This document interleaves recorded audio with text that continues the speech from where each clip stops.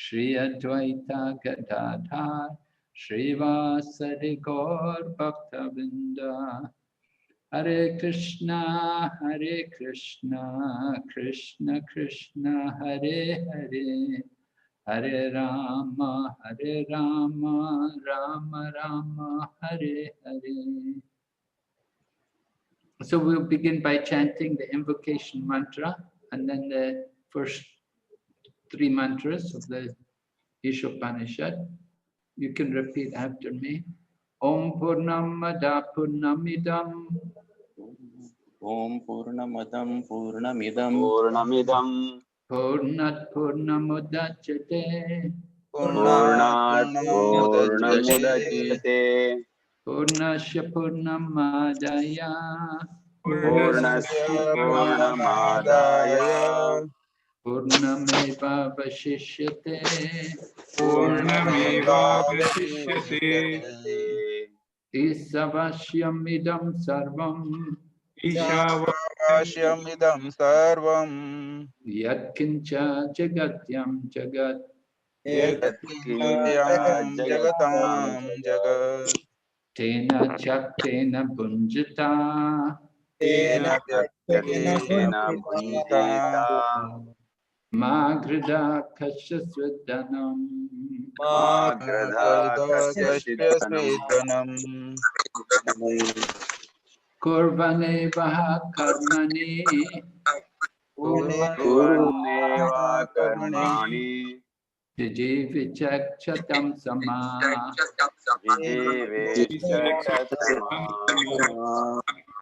Evam Tvai Nanatetosti Evam Navai Nakarma Lepyate Nare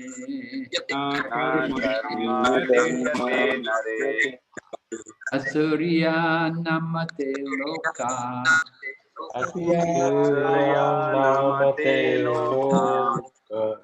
Andina Tamasarvita Andena Tamasa Tamste Pretyapikachanti Tamse Pretyabhigachanti Ekachat Mahanojana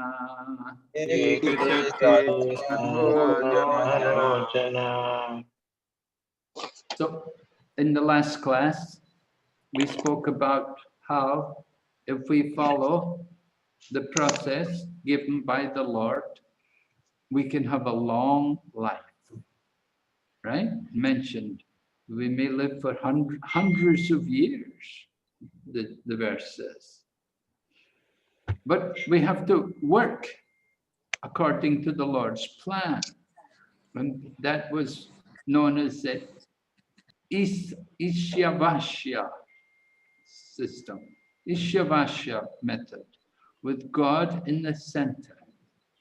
So this is the subject matter of the first 3 mantras of the Isopanisad. It's dealing with the question of proprietorship. We want to understand who is the proprietor clearly. And when we work in that way, then we get very good results. But of course, it's not an easy thing for us to purify our consciousness, to correct our consciousness, and to recognize Krishna as the proprietor. That's really difficult because we all have the tendency. Well, we're conditioned souls, right? We're conditioned. Who would like to tell us what does it mean to be a conditioned soul? Anybody can say? When I say we're conditioned souls, what does Hare it Krishna, mean? Hare Krishna, Yes. Krishna. Maharaj. Yes, Prabhu. Yes, can Dandavat you Pranam, tell? Maharaj. We are affected and run by the 3 modes of nature, and so we remain the Baddha Jiva. Okay, so we're controlled by the 3 modes of nature. 3 modes of nature. Yes, good. And how does the three modes of nature, how do they influence us? What is the consciousness of somebody working under the three modes of nature?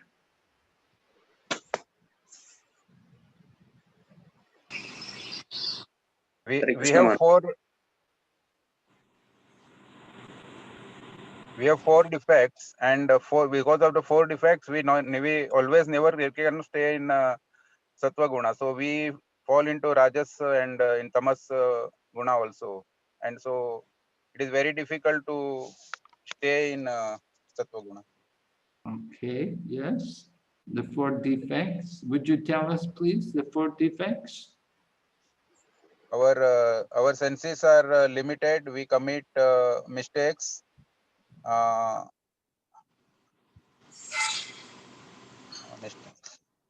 Sorry, Maharaj. Cheating propensity. Cheating Yeah, propensity. Illusion. Subject to illusion. We have the propensity to cheat, or we're being cheated. We have imperfect senses, and we make mistakes. Right, so four defects. These are there in the conditioned soul, not in the liberated souls, but the conditioned souls, because we're under the modes of nature, because we're under the influence of the material energy, we make these kind of mistakes, right? What did we say was the illusion? What's the big illusion of people, conditioned souls in the material world? Thinking we are the body, not the soul mind. I am in this body. Yes, yes, right. Thank you, Mataji. Yeah, we're thinking we're the body. This is a problem, right? We're thinking, I am this body. And then when we think I am the body, then what's the next thing? What do we think after that? What comes next? First we think I am the body, and then we think? We are the masters, controllers. Enjoyer. Enjoy. Yeah. We are the enjoyer. Right, we're thinking, I am the proprietor, right? This is mine. We say aham and mamiti. Aham, I, and mamiti, this is mine. This belongs to me. This is the conditioning of the material energy. We think of this world as being for our enjoyment, right? Bhagavad Gita described the energy of the Lord and how we are struggling with the five senses and the mind.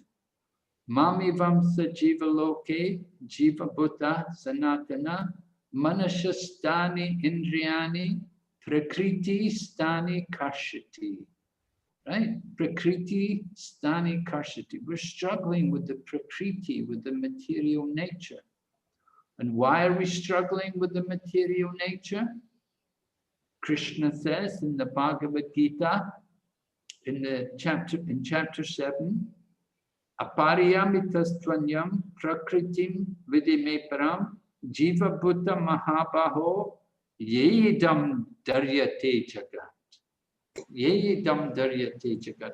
Because we're trying to control, we're trying to lord over the prakriti. We're thinking it's all mine and it's here for me to enjoy, right?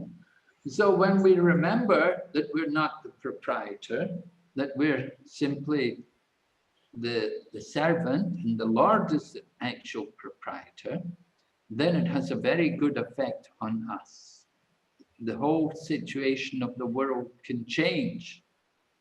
And we were hearing in the last class how you can be a communist, or you can be a philanthropist, or a humanitarian worker, social worker, and you can do it all in Krishna consciousness. There's no harm. Everything can be done in Krishna consciousness. So this is the meaning of the Ishyavasya society. Krishna consciousness is meant for this. Actually, our Krishna consciousness movement is meant to promote an Ishavasya spirit, that the devotees of the Lord will live together with God in the center, recognizing everyone, working together cooperatively. And when we have that spirit, then we can live a long life without trouble. However, not everybody is able to do that. So we're going to go on now to mantra 3, right? We will, let's go through it here. Where are we? Maybe we can have somebody read. Prasanna Chitta Gopinath Prabhu, is he here today? Could you read the translation, please? Have we got the screen sharing for everybody? Maharaj, Prasanna Chitta Prabhu is not here, Maharaj, today. Oh, He is not. Okay. So what about Pramananya Gopesh? Hare Krishna Maharaj. Hare Krishna Prabhu. The Would you like killer of the translation by A.C. Bhaktivedanta Swami Srila Prabhupada ki jai. The killer of the soul, whoever he may be, must enter into the planets known as the worlds of the faithless, full of darkness and ignorance. So we're going to hear an interesting phenomena, the killer of the soul. Now this sounds contradictory to what we have heard from the Bhagavad Gita, right? When we studied the Bhagavad Gita, we heard Najayate Mriyate Vakadachin, right? For the soul, meaning, what's the meaning? The soul cannot be killed. Eternal. Eternal, it is it. Right. For the soul, there's no birth and there's no death. But here, the Isopanisad speaks about the killer of the soul. So we have to understand what is the meaning behind this. Because somebody kills the soul, then it says his destiny is not good. Whoever he may be must enter into the planets known as the worlds of the faithless. So at least he's still got some existence. Although the soul is killed, but he's just put into some unpleasant situation, some planets which are full of darkness, ignorance, and described as the worlds of the faithless. So it doesn't sound very pleasant, right? Devotees certainly wouldn't be attracted to go there, but devotees are not killers of the soul. There's another class of people who are killers of the soul. We're going to hear about them. Prabhu, you can continue reading paragraph here? Yes, Maharaj. Prabhu, can you scroll down? Arunaksh Prabhu.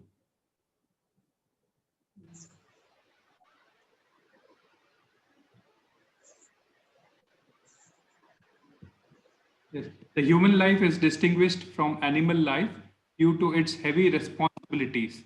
Those who are cognizant of these responsibilities and who work in that spirit are called suras, godly persons. And those who are neglectful of these responsibilities or who have no information of them are called asuras, demons. Throughout the universe, there are only these two types of human beings. In the Rig Veda, it is stated that the suras always aim at the lotus feet of the Supreme Lord Vishnu and act accordingly. Their ways as illuminated as the path of the sun. All right, thank you, Prabhu. Maybe you could tell us something, what is meant here. It said, the human life is distinguished from animal life due to its heavy responsibilities. Yes. Could you explain to us what is the meaning here of this heavy responsibility of the human life? Yeah, then because we are the person who can atato brahma jigyasa. We can inquire who are we and what is our purpose in this material world, and as a result, we can think and we have extra responsibilities to take care of all other living beings. Okay, we have a response. That's interesting. Yeah, that not only do we have responsibility towards our own self in terms of our destiny and how we make how we live in this world, but we have a duty also to maintain other forms of life, other living entities. Right? What about animal life? What happens in animal life then? Animal life, they have the limited consciousness, like whatever they can only defend themselves, and they have limited consciousness through which only they can follow this eating, mating, sleeping, and defending, whereas human beings can think beyond that. Yes, we hope. The Ishavasya, which animals cannot think about it, it can be thought about only by the humans. Right. Animal life is simply based on the animal thinking, where is food? Right? They wake up and they go, and where's the food? The birds, and the insects, and the dogs, and they only know about these things: eating and sleeping and mating and defending. They don't have any other. They're not developed in consciousness like the human life. The human life, they can make arrangements to produce food. We see around the world how the human beings that they are able to cultivate the land and produce crops. You don't see animals doing that. Animals are not productive in that sense. They can eat and they can sleep, they can mate, but they can do it. They don't take any. You don't see them doing things like organizing themselves to produce food.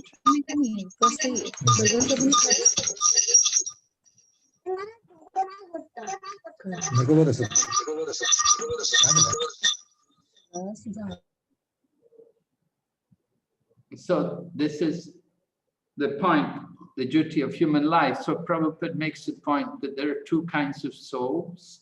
You have the Sura and the Asuras. In the Bhagavad Gita, that's also mentioned. In the chapter 16, you have the divine and the demoniac nature, right?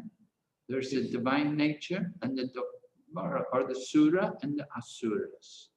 What makes the difference between the Suras and the Asuras?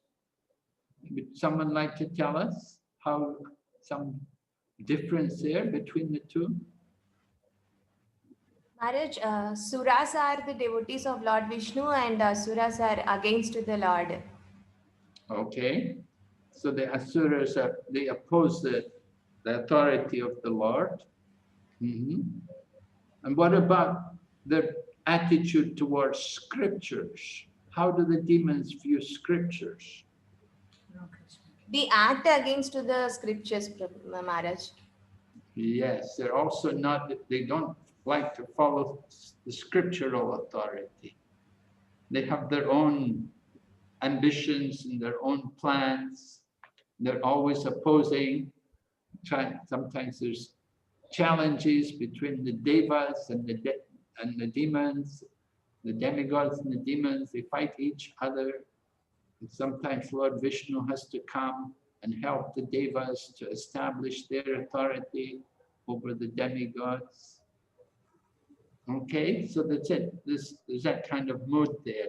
And within the universe that's there, and even among human beings, among human beings on this planet, we see there are two types of humans. That some humans are godly, they're very pious and respectful, and they work in that mode, and there's others who are very much against that. They're very impious and at the same time, they're very materialistic. And we see, for example, how the demons like Ravan, he had a wonderful kingdom, very opulent, very powerful. So demons also, you know, they're very successful materially. But their success is always temporary, doesn't last for long. And ultimately, they're destroyed because they're opposing the Supreme Lord. So throughout the universe, there's only these two types of human beings. We'll go ahead. Someone, let me see who's next to read. Now we have Dina Pavna. Dina Pavna is there.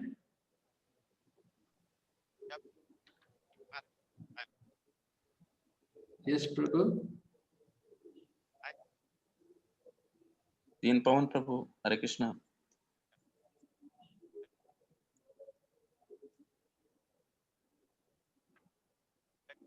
Ujita Mataji, Din Pawan Prabhu. Okay, if he's not able to be heard.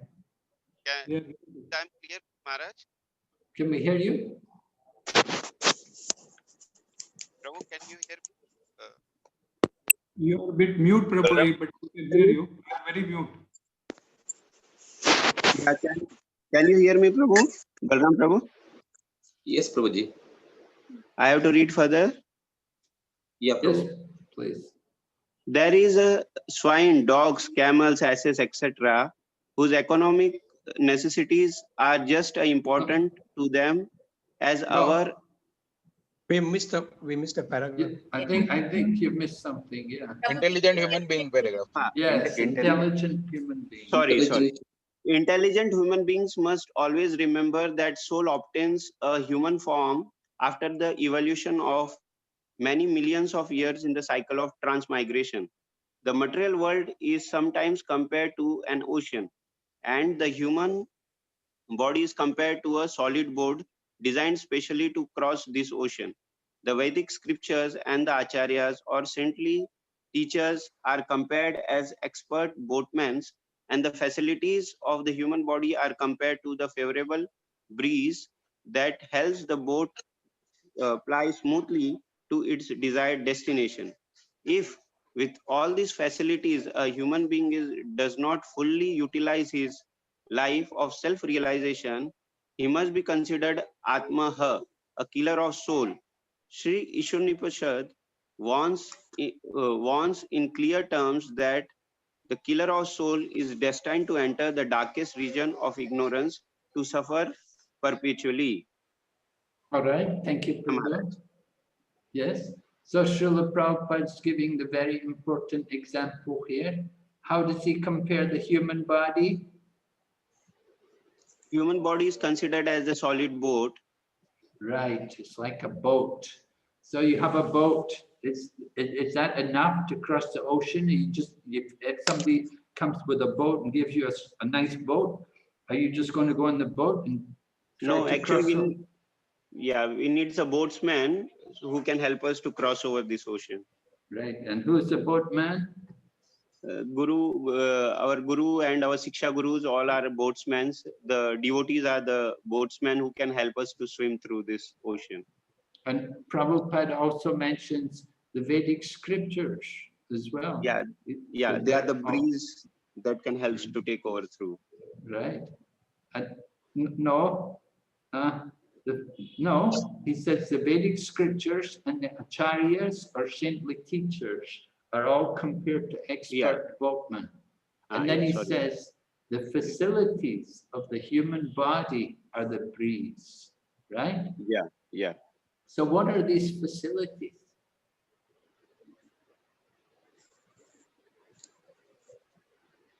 Our intelligence.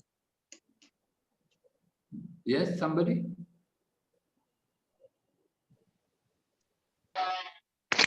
So, Maharaj, Dandavat Pranam. Hare Krishna. Hare Krishna. Maharaj, is it the gift of the Lord about the inquisitiveness, about the self-realization. This is one of the facility. Yes, And, I think. Yes, good. and- And what? Some more? yes, and the mind and the senses, which we are given, which can be utilized in the service of the Lord, which can Okay. also help us in self-realization or make our life successful. Okay. Yes, I think so. And also ability to read the scriptures, Yes, right. understand the scriptures. Hmm. So these are the facilities which actually help us in self-realization, and we can reach our destination. Okay, very good. Yes. Yes. So Prabhupada said, with all these facilities, if we don't utilize his life for self-realization, if we don't take up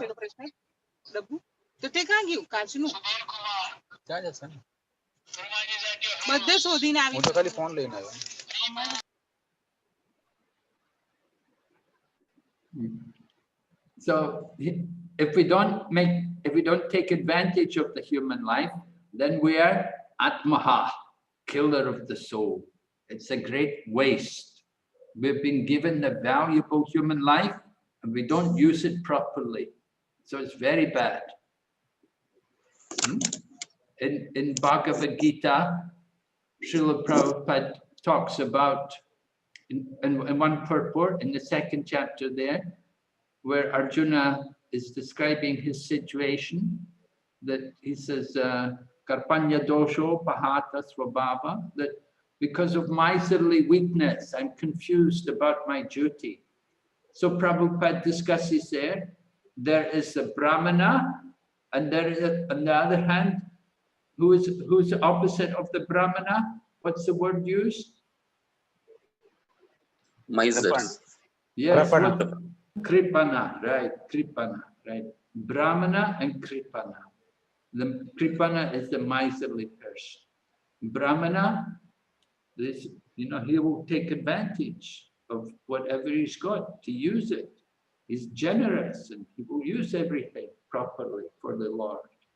But the Kripana, even he has money, he just likes to smell it.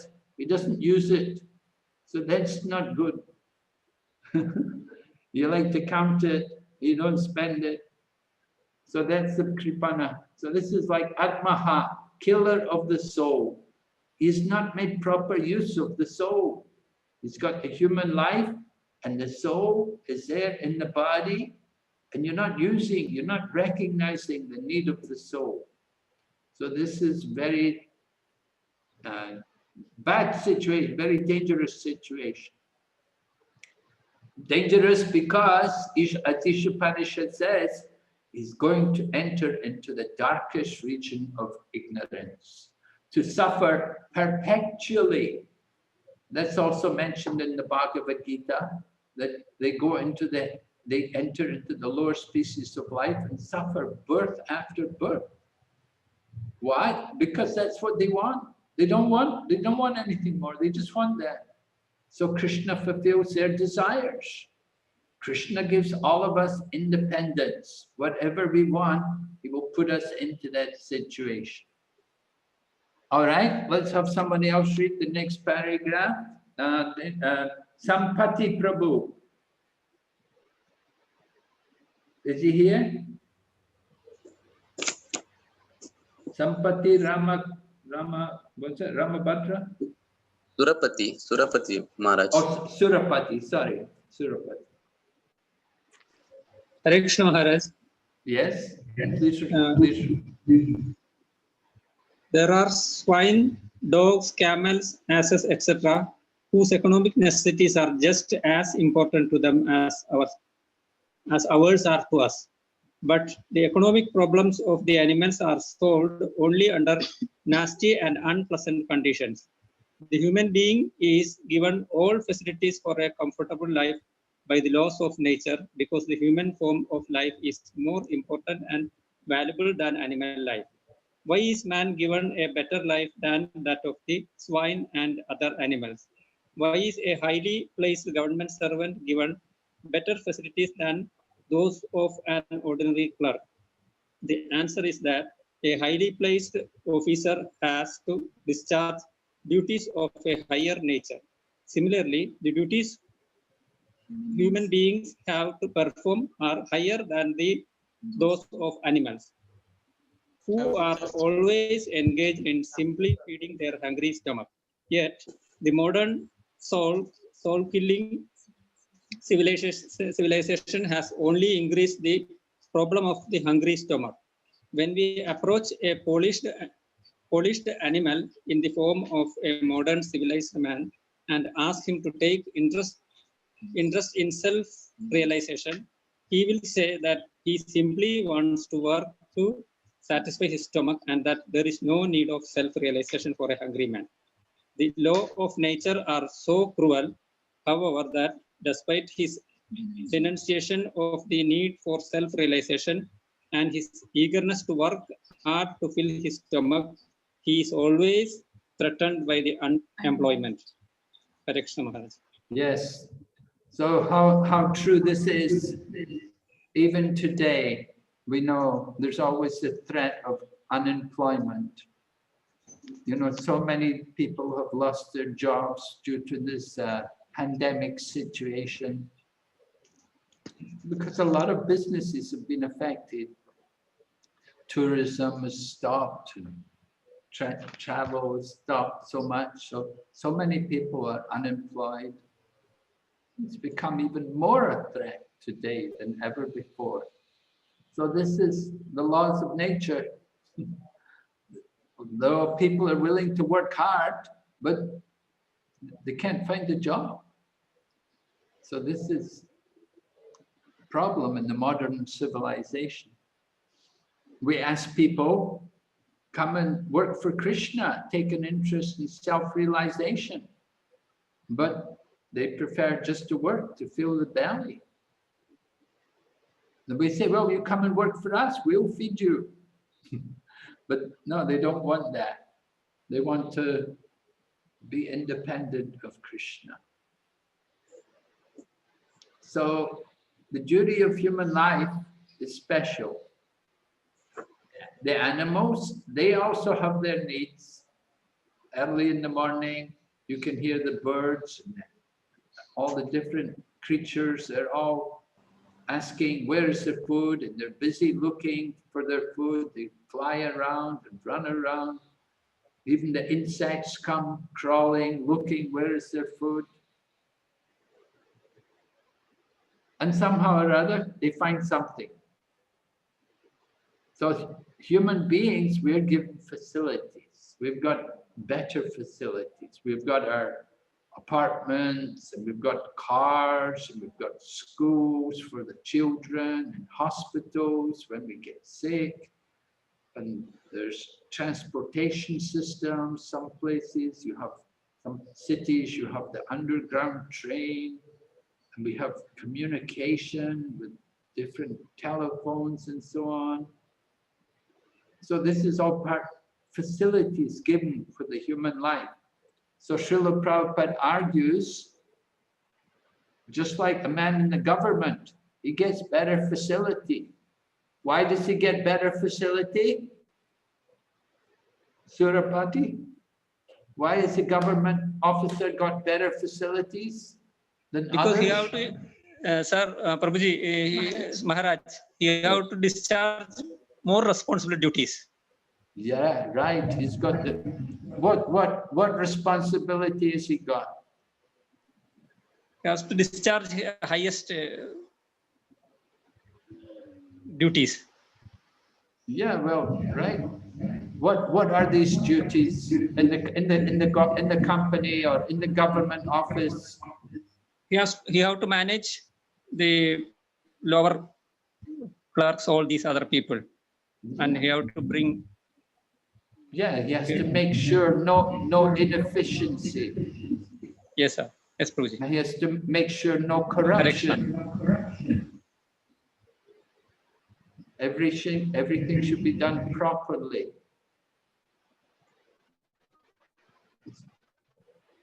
Just like if the man is working in the factory, then he has to make sure the industry is productive and can make a profit. This is all part of the responsibility of the managers, and they're given more reward because of their greater responsibility. So in the same way, as human beings, we're given also greater facilities, but we have very important duties to fulfill. We're not meant for just to only fill the belly, that we have a purpose in life. As somebody said this morning, as we heard this morning, we have to take care of the other living entities. We're given dominion over other forms of life. Not that we're meant to just kill them and eat them. We're meant to protect them. And we're also meant to fulfill our own duty in researching and understanding the absolute truth. So self-realization is very important. This is part of human life, to know who I am, why I'm here, and what will happen to me at the time of death. Okay, we'll go ahead. Who's next here? We have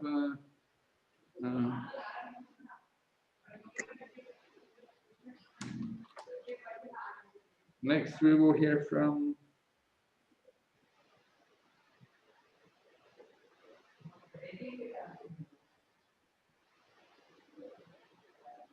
Janardhan, is it? Chidanand Prabhu, Chidanand Janardhan. Chidanand Janardhan, yes, right. Chidanand Janardhan.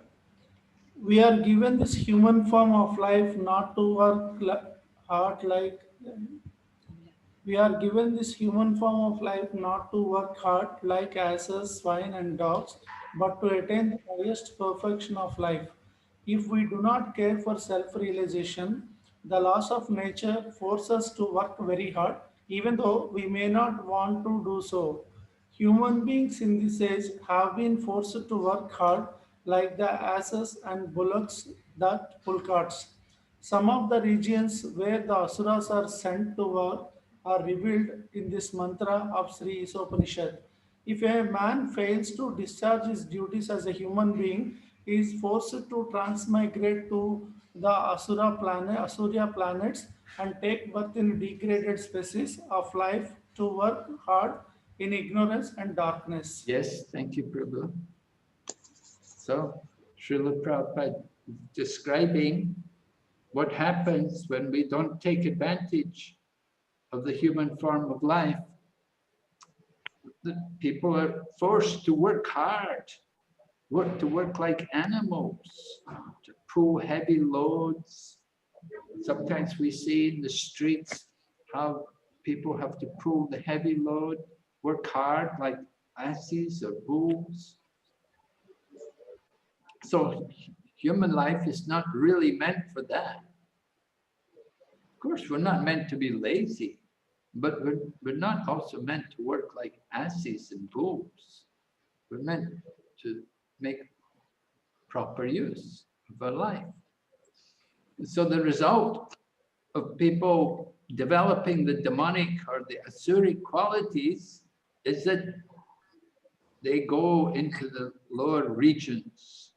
And in these lower regions, then they have to take birth in these degraded species of life and work hard in ignorance.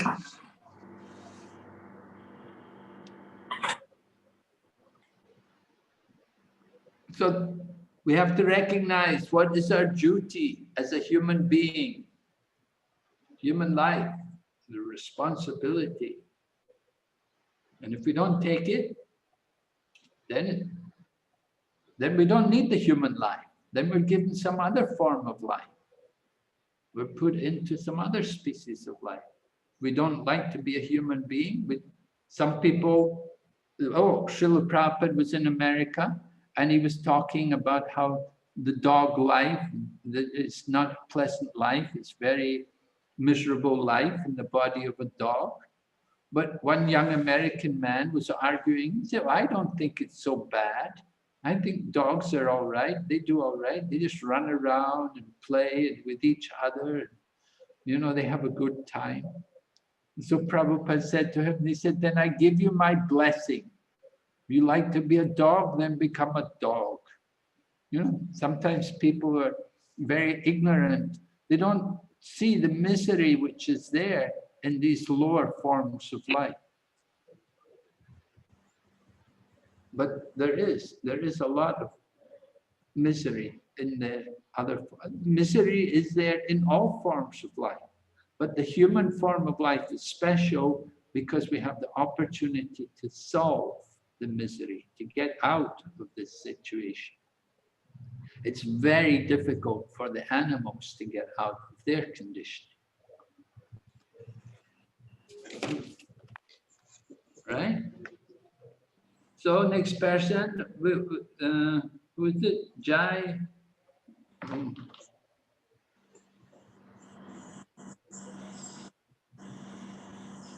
Jai Tirthamai. Jai Tirthamai Mad. Jyotirmay Maharaj. Oh, Jyotirmai. Jyotirmai. Right. Yes. Hare Krishna Maharaj. Jyotirmai Prabhu, Hare Krishna. Please read for us in the Bhagavad Gita. In the Bhagavad Gita 6:41 and 43, it is stated that a man who enter upon the path of self-realization but does not complete the process despite having sincerely tried to realize his relationship with God is given a chance to appear in a family of Suji or Srimad. The word Suji indicates a spiritually advanced Brahmana, and the Srimad indicates a Vaishya, a member of the mercantile community. So the person who fails to achieve self-community.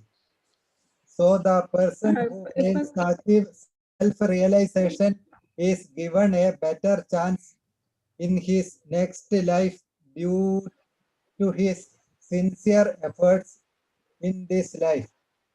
If even a fallen candidate is given a chance to take birth in a respectable and a noble family, one can hardly imagine the status of one who has achieved success by simply attempting to realize God. One is guaranteed birth in a wealthy or aristocratic family, but those who do not even make an attempt, who want to be converted by illusion, who are too materialistic and too attempt to material enjoyment, must enter into the darkest region of hell, as confirmed throughout the Vedic literature. Such materialistic asuras sometimes make a show of religion, but their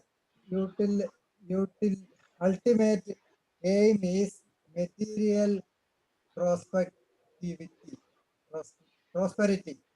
The Bhagavad Gita 17 to 18 rebukes such men by calling them Atma Sambhavita, meaning that they are considered great only on the strength of the deception and empowered by the words of the ignorant and by their own material wealth. Such asuras, devoid of self-realization of knowledge, self-realization and knowledge of Ishavasya. The Lord's universal proprietorship are certain to enter into the darkest regions. Hare Krishna. Thank you, Prabhu.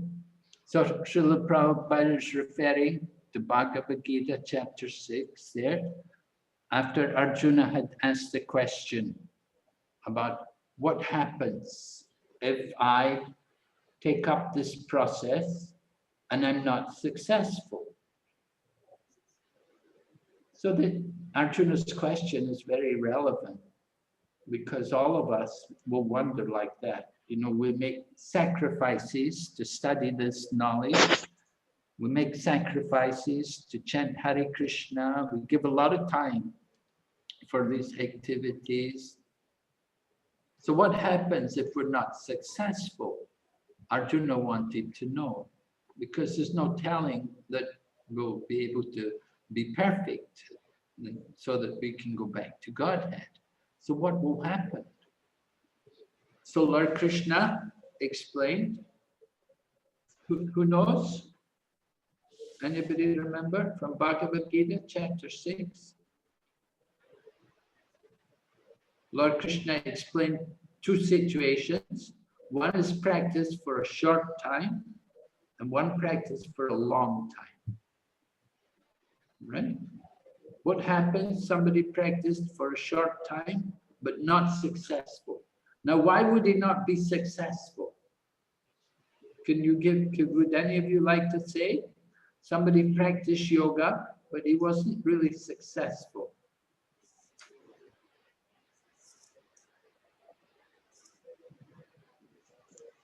What could be the problem?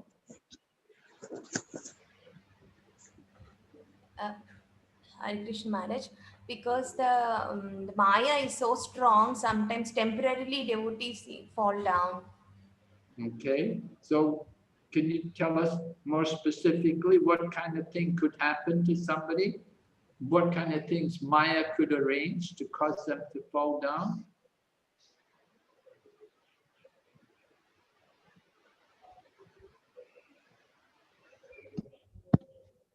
Like, and they get opulences or the association of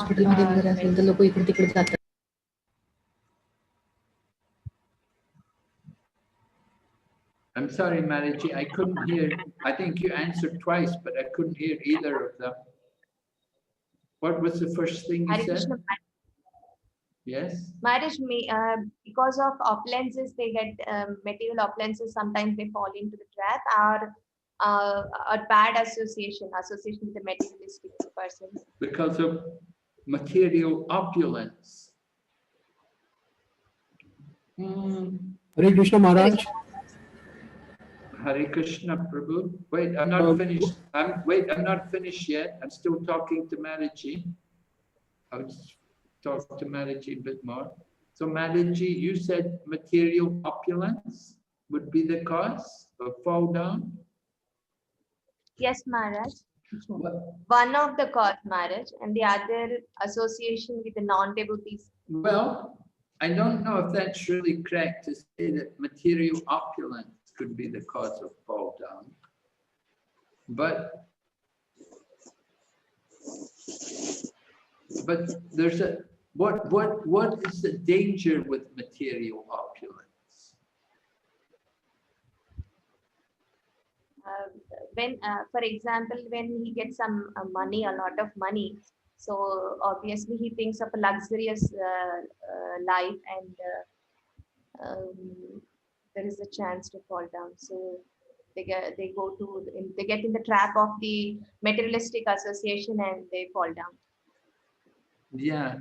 What does Krishna? Do you know the verse in the Bhagavad Gita? What does Krishna say? Marriage, which one, marriage?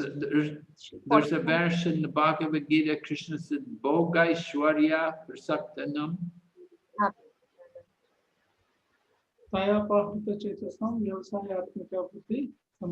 Can you tell me the translation?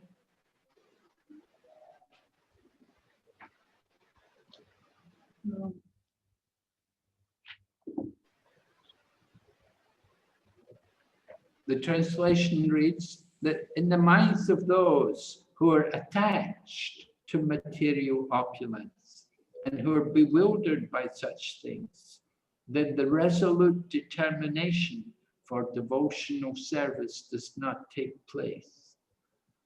So, so it's not that opulence is the cause of the fall down, But the problem is, what? What's the problem? Attachment. Attached to the sense objects. Yes, attachment. The mind becomes attached to it. We become bewildered by it. And the result is, what happens? We forget Krishna. Yes, ma'am. We become proud of our... So that's one cause of fall down. There are other causes, right? Prabhupada gives the example about Bharat Maharaj. What happened to him? He actually went to the forest for doing the austerities, but then for meditation on the Lord. But then he got an association with the deer baby, and taking care of the deer, he forgot the purpose of his meditation and the Lord, about the Lord. And he, by leaving the body, he was thinking about the deer. So in the next birth, he got the body of the deer. Right. Yeah. So how does that apply to us? You know, I mean, we're not going to go like Bharat Maharaj. We're not going to, it's unlikely that we'll go to the Himalayas. You know, he went all the way up to Gunduki, where the Shaligram Shilas are there in the Himalayas. Have any of you been up there? Have you been up to Gunduki there, the Gunduki River? And that's where the Shaligram Shilas are found. Anyway, he was up there meditating, doing his yoga, but he got attached to a deer. So we could also get attached to, you know, we get attached to a dog or a cat. We become attached to these things. And even, you know, maybe we don't have a dog or a cat, but we have a car. We get very attached to cars. And we get attached to our home. Just like the birds, they build their nest. We have our home. We become very attached. So we think of these things at the time of dying. We think of our family members. We think of the children. You have grandchildren, you think of them even more. So this is why we fall down. This is what we don't remember Krishna. We forget about chanting. We forget about worshipping Krishna, like Jad Bharat.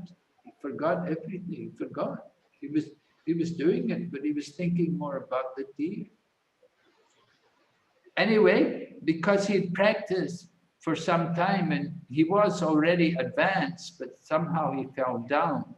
So Bhagavad Gita describes somebody practices for a short time. So what will happen to them? They'll go to higher planets, Maharaj, for material comforts. Okay, they'll go to higher planets. Why?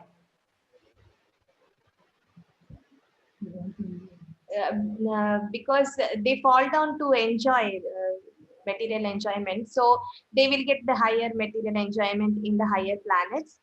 The Lord gives them. Yeah, the Lord gives them. They want material enjoyment, so it puts them in the heavenly planets, and they can enjoy there, right? And then what happens? They just stay in heaven, enjoying there? No, Maharaj, after they finish their credit, maybe they again come back to the earthly planet. And take Yes. And where do they take birth? Socratic. They take birth as a human being. Yes. What kind of family? Aristocratic family. Yes, right. Why? Why do they take birth in an aristocratic? Lord actually giving them again a chance for them to serve, like they can utilize their the richness in the service of the Lord. Riches. Yes, from the beginning of the life, they'll have the chance, they'll have the opportunity to get good education and to learn about self-realization. They'll be put into a situation where there's no real material problems and they can focus on self-realization. Okay? So they practice for a short time, but because of some attachment, some worldliness, some material desires, they were not successful. But somebody else, he practiced for a long time, like Jad Bharat Maharaj. He practiced a long time, but still not perfect. So what happened to him? They What- again born in a Vaishnava family, devotee's house. Right, take birth in a family of devotees. So that from the beginning of the birth, they have the opportunity to hear the glories of the Lord and to taste prasadam, to see the deities, all of these things. So makes it very easy for one to become God conscious when you're born into that kind of family, good family. We have many devotees, a lot of devotees, and coming from non-Hindu families, like in Russia and China and so on. So for them, sometimes very difficult, even though the ladies may like to practice, it's very difficult because their family members are not supportive. The family members will oppose. The family members they don't want this. They don't encourage it, and they certainly don't support it. So it's very difficult to be born into that situation. Of course, we could say, well, that's karma. Just like Prahlad Maharaj, it was difficult for him also. Prahlad Maharaj was born in a family of demons, but still he could be Krishna conscious. But of course, at the risk of his own life, his father tried to kill him in so many ways. So these things happen. Even today, to be a devotee in a non-devotee family is very difficult. So, Suchi Nam Shrimatam Gehe Yoga Brashta Vijayate, right? That they're born in a good family and then they have the opportunity to perfect their life again. So we see that devotional service, whatever advancement we make, is never lost. And we're given the opportunity to continue in the future. Even somebody takes a little prasadam, it qualifies them for more service in the future. And if one makes an attempt to become God realized, then you're sure to get a good birth. But if somebody doesn't even make an attempt, if he's so materialistic, so much attached, then they're put into the darkest region of hell. So then Prabhupada refers to the demonic nature. He uses this word, Atma Sambhavita. Atma Sambhavita. They're satisfied in themselves. They're very proud and confident of themselves. Although they're very foolish, although they're very ignorant, they think they know everything. They think they're very great and they know everything. And they're not afraid of anybody. They're not afraid of death. They don't care about God. So like that. So this is the demonic nature. So these people are asuras. And they don't have any appreciation for the Ishyavasya society. They don't recognize the Lord as the proprietor. They want to be the enjoyer. So This is the situation. We'll just finish the purport here, a little more. Yeah, so who'd like to read? Maybe some Manaji can read for us. Hare Krishna Maharaj. Yes. The conclusion is that as human beings, we are meant not simply for solving economic problems on a tottering platform, but for solving all the problems of the material life into which we have been placed by the laws of nature. Okay, so we're meant for solving the problem of material life. How are we going to solve this problem? What's the solution?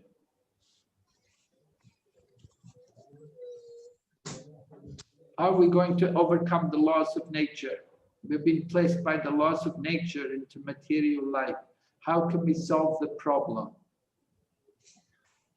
Maharaj, maybe like now, as a devotee, we know what are the material problems.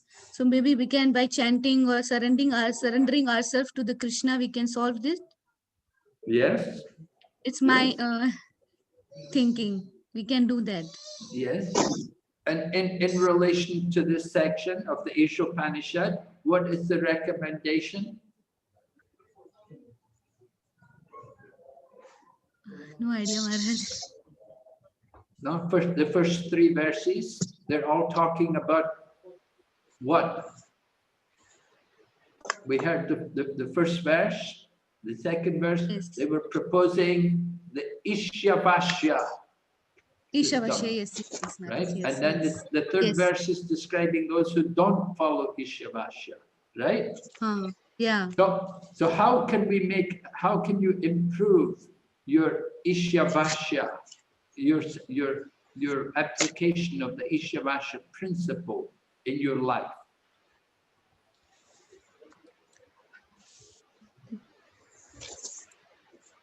Maybe accepting spiritual masters. Yes, following by following his instructions. Okay, yeah, that's nice. But you know, you're putting it all onto the spiritual master, right? We have to No. we have to be a little thoughtful ourselves, you know, and use our own initiative. How are you going to apply this Ishyavasya principle and give pleasure? How will you give pleasure to your spiritual master? You know, you can't just turn to your spiritual master every moment. That, oh, Gurudev, tell me, you know, you have to think for yourself. How are you going to apply this Ishyavasya principle?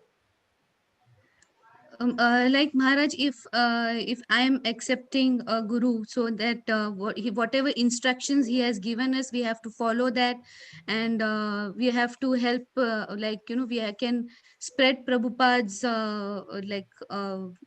books, and whatever he has taught us, whatever we have learned from Prabhupada's books, we can do that. Can you tell me some things then? What is the instruction of your spiritual master? What have you learned from Prabhupada's books? What are you supposed to do which show the Ishyavasya principle as distinct from people who are not following the Ishyavasya principle? It's like Maharaj, as much as I know, like in a simple way, like I have understood by Prabhupada's book that we are not this body, we are the soul, and we are the part and parcel of Krishna, and Krishna is the supreme personality of Godhead. So by pleasing the devotees, we are pleasing Krishna, and we are pleasing Guru, and we are pleasing Krishna also. So how are you going to please the devotees? How are you going to please Guru and Krishna? What are you going to do? By chanting the holy, by chanting. Yes. Chanting and hearing. By chanting and doing hearing. Yeah. deity worship and everything, and. But you can't do that all day, right? You've got other things to also do. Yes. I would like to know how you apply everything in your, you know, in the Ishyavasya principle. How did Prabhupada apply it? Do you know? Have you any idea? Any examples about how Prabhupada was very much conscious? Srila Prabhupada has actually, he has wrote many books, and he was not attached to the material, material things. He was not attached to material things. He was completely serving the devotees and the Lord by writing books, different types of books, now which is available for us. All right. So how about us? How could we apply? How could we follow Prabhupada's example? We can also get detached with material things and try to get attached more and more to Krishna to get his mercy, love. Can you tell me how you're going to get detached from material things? What you got to do? What are you going to do? According to me, I'll accept Krishna as the controller, ultimate controller. So I will do sincere chanting and sincerely reading books, listening to the classes of all the Maharajas and the Brahmacharis and all, and apply in my life. And I give it to some, and I will spread that to the other devotees who are in need. But what about those other people who are not devotees? Do you care about them? Yes, Maharaj. I will go, if I have some friends who are not a devotee, I will try them to give this Krishna consciousness and Krishna's love by, at least first I will feed them with some prasad, and then I will try them to come for some classes. I may organize some small, class, and then bring them slowly and steadily into Krishna consciousness. I will give them this knowledge which I will get from everyone. Okay, now we're hearing something. Okay, you'll give them prasadam, right? This is actually, what is the duty? We're talking about prescribed duty, right? The prescribed duty. So, what is your ashram? Pardon, Maharaj, I can't hear. Which ashram do you belong to? Are you brahmacharini or grihastha or vanaprastha? Grihastha, Maharaj. I am grihastha. Okay, so you're a grihastha. So what is your duty as a grihastha? As a grihastha, first I have to practice. First I have to practice in my house properly Krishna consciousness. Give that to my children so that when they grow, they can give it to others, to their friends, whomever they meet, whether a devotee or a non-devotee, and help my Prabhu in all his spiritual things which he do at home and outside also. Support him for his spiritual life. Then when I can personally practice, I can preach also to all the other non-devotees or devotees who are my friends.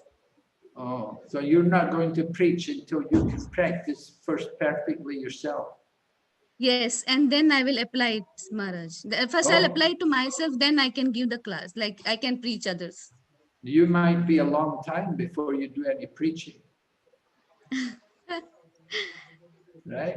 One more thinking is that we can solve the material problems by going back to Godhead, Krishna also. If we do please Guru and Krishna. So anyway, Srila Prabhupada explains that according to Vedic culture, one of the duties of the grihastha is that when they prepare food, they should open the door and they should go outside and call out, food is now ready in my home. If anybody is hungry, you can come and eat. Please come, take food. And Srila Prabhupada explains is that the duty of grihastha is to make sure nobody goes hungry. Even, he said, even if there's a lizard, they'll feed it. Right, yes, Mother. And he gives the example about his own father. His father had a cloth shop. He was selling cloth. So he was keeping cloth. So what did he do? Do you know? No, Maharaj. Well, he would put a bowl of rice out every night. He would put a bowl of rice every night. Who did he put it out? Who's that for? Rat and mouse. For the rat and mouse. Yes, for the rats, right? Calcutta. Prabhupada's living in Bara Bazaar there. He got a lot of rats there. So every night he'd put the bowl of rice and the rats would come, they'd eat the rice, they wouldn't eat the cloth. You know, like that. This one, it's a simple example. And he said also, he said in his home, he said every day there'd be 4 or 5 guests every day. And he said his father was not a rich man, but it was just how his father behaved, that they lived like that. You know, they followed the Vedic culture. And he would always have people come to his home to take food.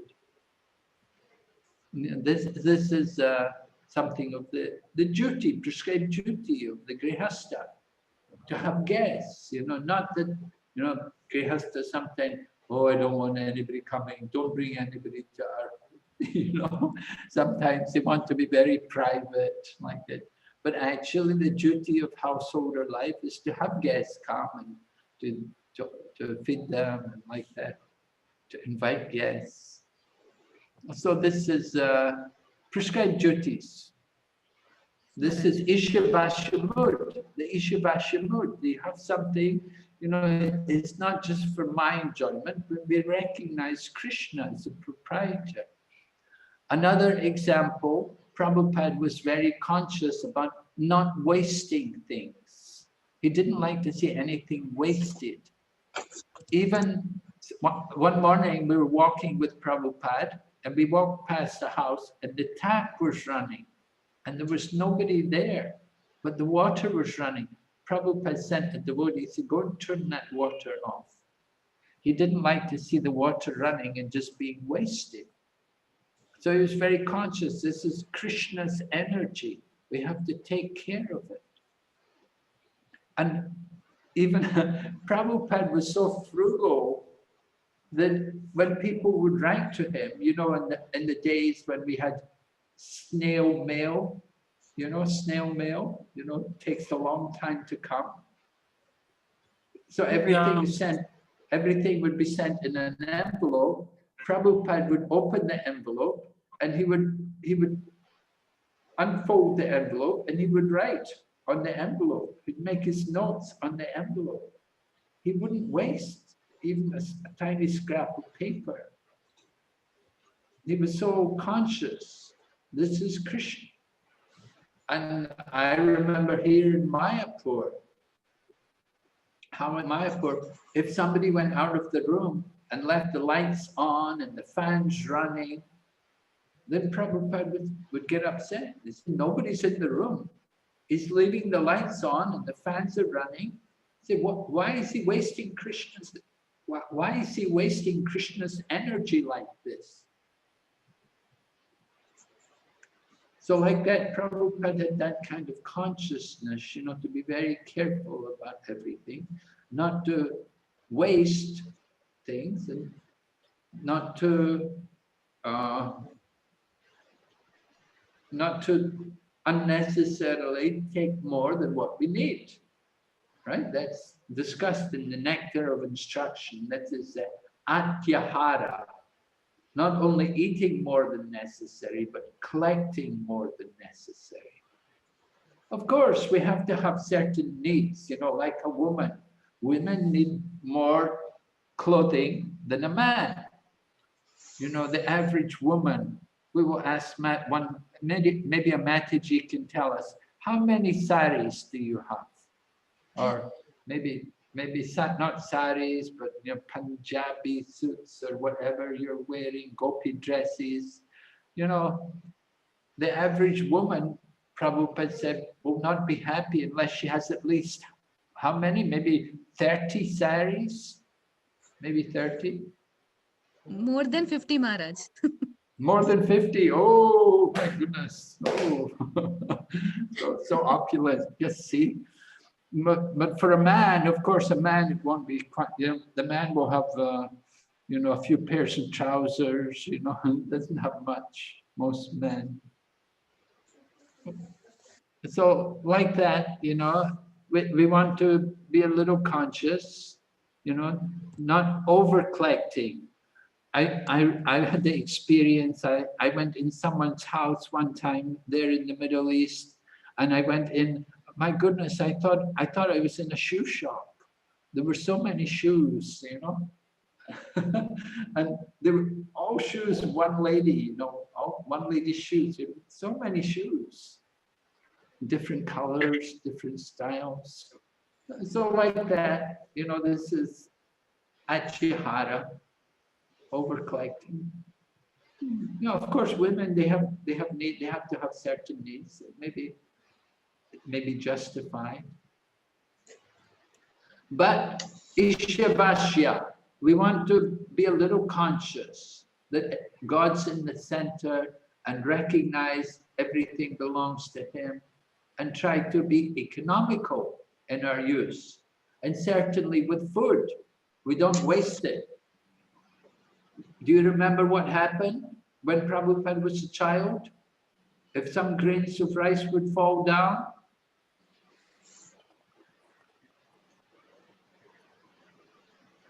Prabhupada's mother would have him pick it up. Don't just let the rice fall down. So very conscious like that. You know, this is Ishavasya mood. We don't waste anything.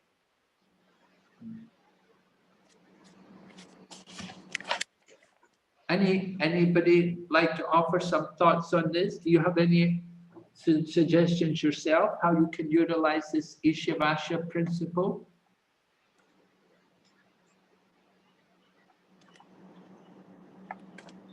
Hare Krishna Hare Maharaj. Krishna Maharaj. Yes. I just want to share that the center should be Krishna. When we change the center from Krishna to when I change myself, then the Ishavasya goes down. If we change center from myself to Krishna, then the Ishavasya increases. Okay, yeah, good point. In other words, we don't want to just be miserly. You don't want to just be miserly, but we want to understand that we're being economical for Krishna, recognizing Krishna.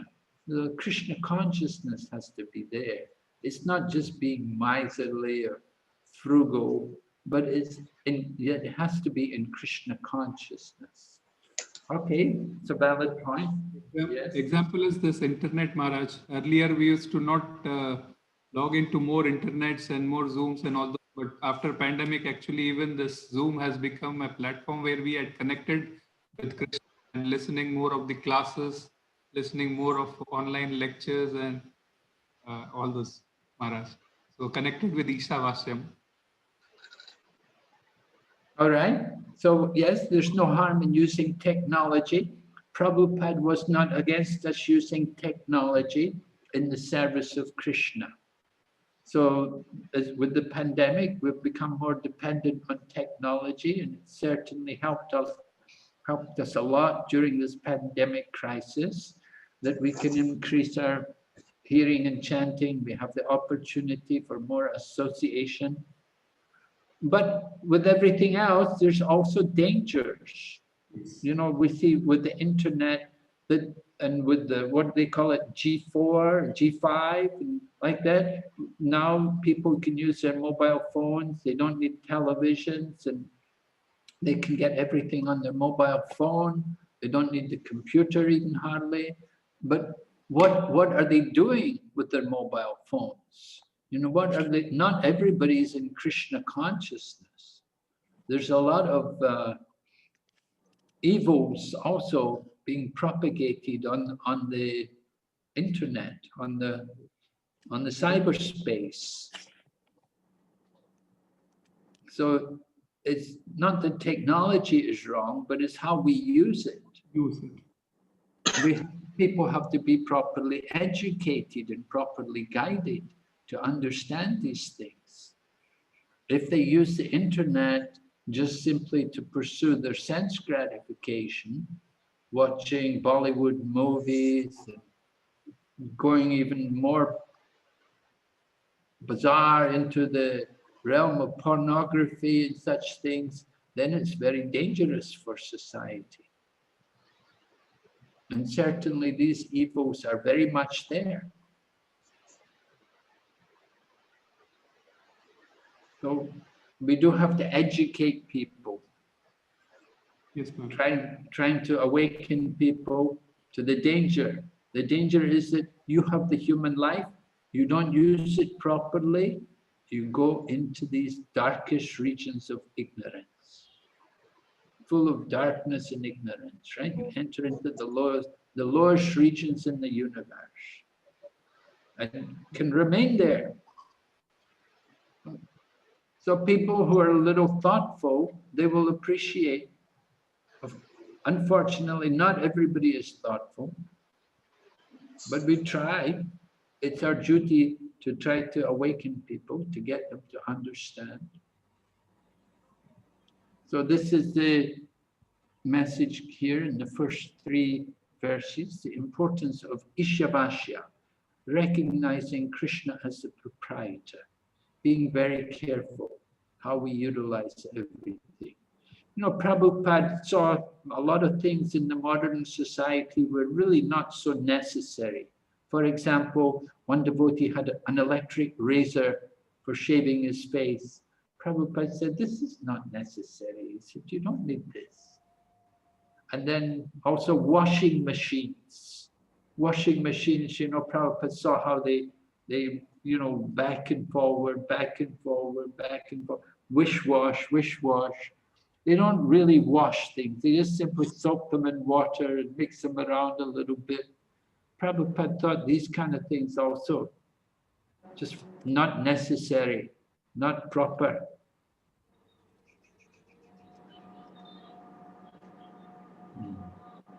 So we should concentrate on things which are essential, you see. People have washing machines. They don't like to use their own energy for washing clothes. What happens? They end up going to yoga classes to get some exercise. If they would do their own laundry, they'd get good exercise, squatting down and scrubbing the clothes and so on. It's a good exercise. But to get exercise, people go to the yoga class and pay money. And they have the washing machine, put their clothes in the washing machine. So this kind of problem, this is a problem. A lot of laziness in the world. And the comforts, the so-called luxury items are all there to make us more lazy. What we actually need is to be more energetic and to work more. Take care of the land. We have gardens. We don't grow anything.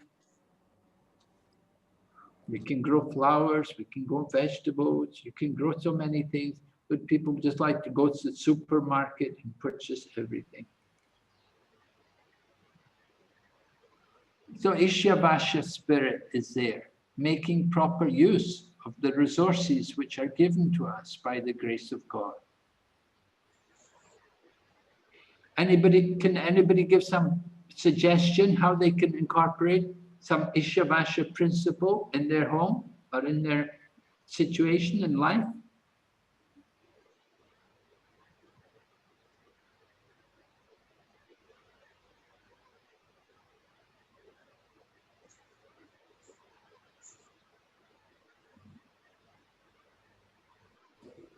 Hare Krishna Maharaj. Hare Krishna.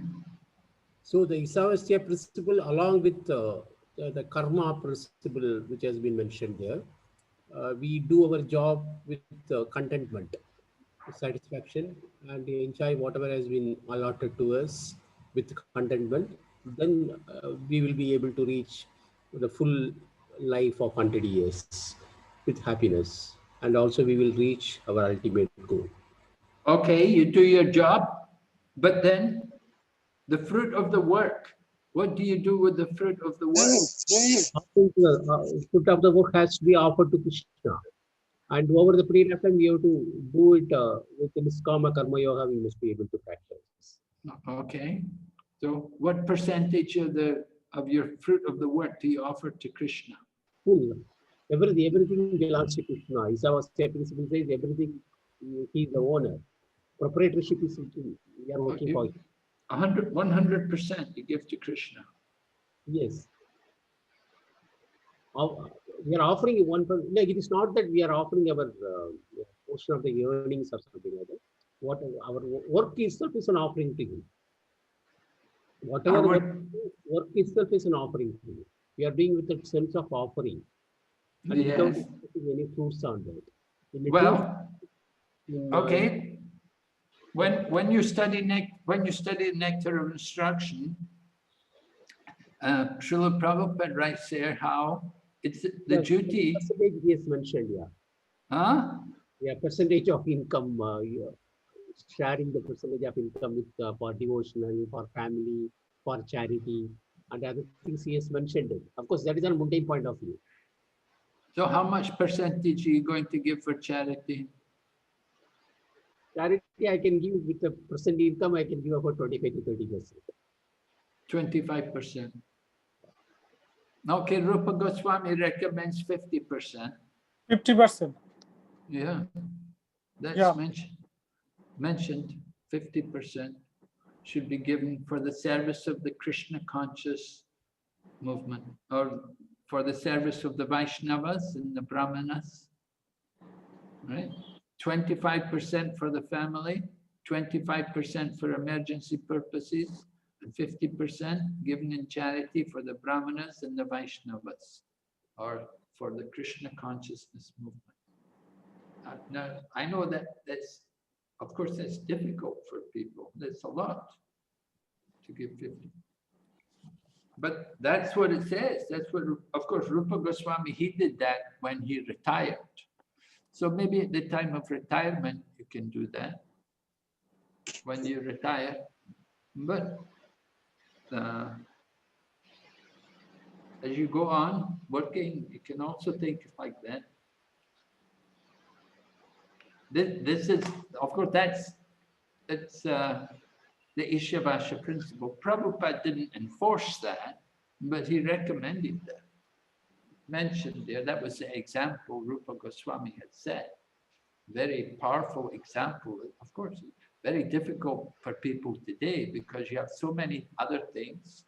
And of course, your whole family are devotees. You're also maintaining them. You have to look after them. You can't neglect them. You have to look after them.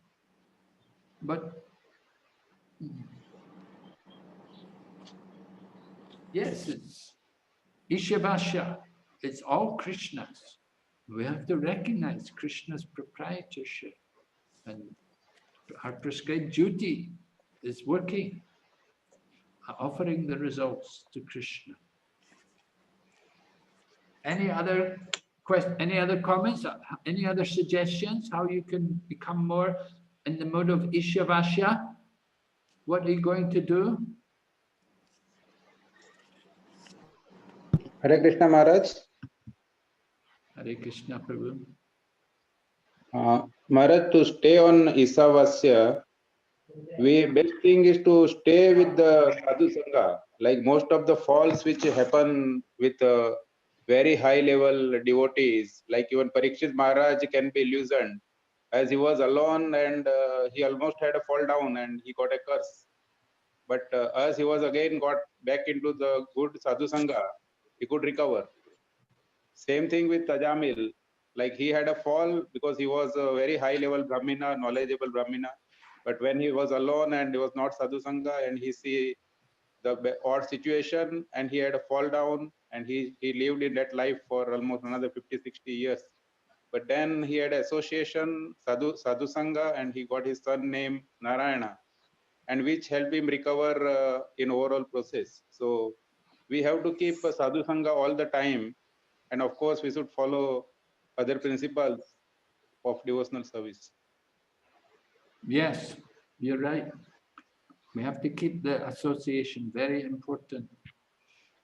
With the help of association, then it will help to keep us in Krishna consciousness. So that's a very good point. Thank you very much. Keeping the association of devotees will help us to be in the Ishavasya mood. Devotees will help us, right? They'll push us. Okay, so we will stop here. And I'll meet you again this afternoon after some hours. Okay? Hare Krishna Thank Maharaj. you, Maharaj. Thank you, Maharaj. His Holiness Bhakti Narasimha Swami Maharaj ki. Prabhupada ki. Afternoon, which chapter will yeah, go through? Fourth shloka. Mantra 4. Yeah. So it will be Bahrain time 4:30, right, Prabhu? 4 o'clock, Prabhuji. 4 o'clock. Sorry, 4 o'clock. 4 o'clock. 4 to 5:30, Prabhuji. And mantra 4, mantra 4. Mantra 4, Prabhuji. We have covered mantra 3 now, so we will be going to mantra 4. Okay, thank you very much. Hare Krishna, Srila Prabhupada ki jai. Jai. Thank you.